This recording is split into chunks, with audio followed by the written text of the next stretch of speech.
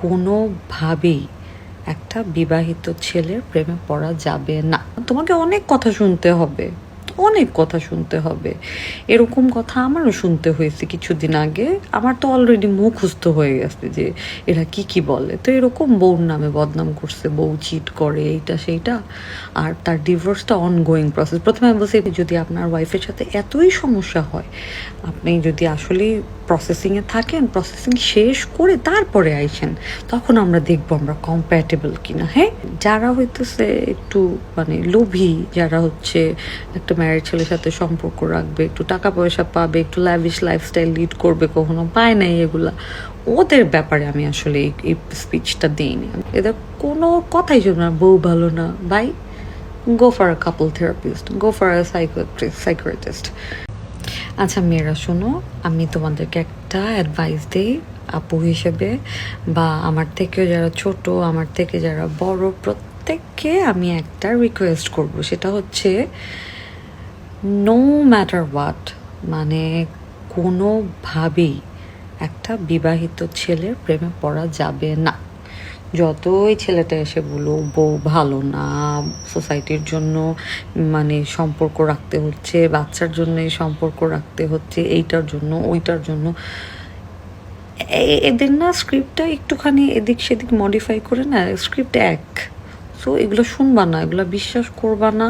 বিশ্বাস করে যদি এরকম একটা মানে অকারেন্সের সাথে জড়িত হও, তখন সারা জীবন গিলটি ফিল করবা, সারা জীবন নিজেকে মাফ করতে পারবা না। মানে এই কষ্টে ইয়ে করবা যে মানে আমি আমি কি মাফ পাবো, মানে এইটার জন্যই বোধহয় আমার এটা হচ্ছে, এরকম একটা ফিলিংস কাজ করবে।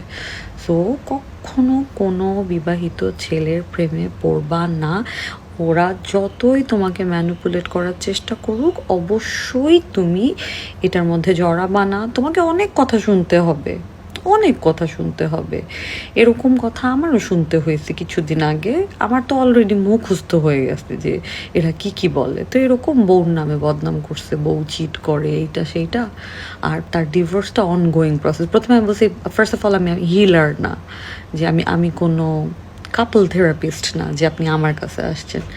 আর সেকেন্ডলি, আপনি আগে যদি আপনার ওয়াইফের সাথে এতই সমস্যা হয়, আপনি যদি আসলে প্রসেসিংয়ে থাকেন, প্রসেসিং শেষ করে তারপরে আইসেন, তখন আমরা দেখবো আমরা কম্প্যাটেবল কিনা। হ্যাঁ, আমি একদম ওই লোকটা এখন আমার নামে নাকি বলে আমি একটা সাইকো। আমি happy to be a psycho, but আমি গ্ল্যাড আমি ওই সংসারটাতে ঢুকি নাই। কারণ দিন শেষে না, মেয়েটা বুঝতেই যাবে না যে ওর জামাইটা খারাপ, বুঝছো না? সো প্লিজ এদের সাথে জড়াবা না। এই সমস্ত কথা হচ্ছে যদি তোমার এডুকেশন থাকে, তুমি যখন ভালো একটা ফ্যামিলি ব্যাকগ্রাউন্ড থেকে আসো, তোমার যদি লোভ না থাকে, এই সমস্ত মেয়েদের জন্য, বা যারা একটু কম্পারেটিভলি ভালো অবস্থায় আছো, যাদের মান সম্মান অনেক বেশি, যে আমি ডাল দিয়ে ভাত খাবো তাও আমি একটা ছেলের থেকে ফাইন্যান্সিয়াল কোনো সাপোর্ট নিব না।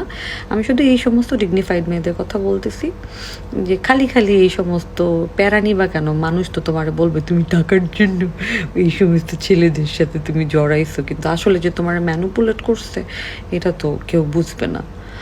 আর যারা হইতেছে একটু মানে লোভী, যারা হচ্ছে একটা ম্যারিড ছেলের সাথে সম্পর্ক রাখবে, একটু টাকা পয়সা পাবে, একটু ল্যাভিশ লাইফস্টাইল লিড করবে, কখনো পায় নাই এগুলা, ওদের ব্যাপারে আমি আসলে এই স্পিচটা দিইনি। আমি শুধু যাদেরকে আমি আসলে লক্ষ্মী মনে করি যে ট্র্যাপে পড়তে পারে এই সমস্ত ছেলে, মানে প্রতিটা মানুষই ওরা এত ভালো অ্যাক্টিং করে, বিশ্বাস করো আমরা কি অ্যাক্টিং করি। আমাদের তো তাও হইতেছে অ্যাক্টিং করার জন্য পয়সা দিতে হয়, আগে টাকা দেয়, অ্যাডভান্স পেমেন্ট করে, তারপরে আমরা যাই শুটিং করতে। এগুলা মানে বাপ রে বাপ, মানে অন্য লেভেলের অ্যাক্টর, মানে একদম স্ট্যান্ড বাই, যে কোনো মুহূর্তে এত ভালো অ্যাক্টিং করে, বুঝবাই না যে ও তোমাকে ম্যানিপুলেট করতেছে। সো আমার রিকোয়েস্ট হচ্ছে, কোনো ম্যারিড ছেলের সাথেই জড়াইতে যাবা না, ফ্রেন্ডও হইতে হবে না, এদের কোনো কথাই শুনবে না, বউ ভালো না, bye go for a couple therapist, go for a psychiatrist. আমি পারবো না এগুলো শুনতে। জাস্ট টাইম নষ্ট করো না। দিন শেষে তোমারই খারাপ লাগবে, তোমারই গিল্টি লাগবে, একটা সময় মনে হবে ও আমার জন্য একটা আই ওয়াজ দ্য রিজন। এই সংসারটা এমনিতেই ভাঙার ছিল, কিন্তু আমি একটা রিজন ছিলাম, এইটার জন্যই তুমি তোমাকে মাফ করতে পারবা না। সো আমি তোমাদেরকে বলবো এই সমস্ত ট্র্যাপের মধ্যে পড়ো না। Thank you very much.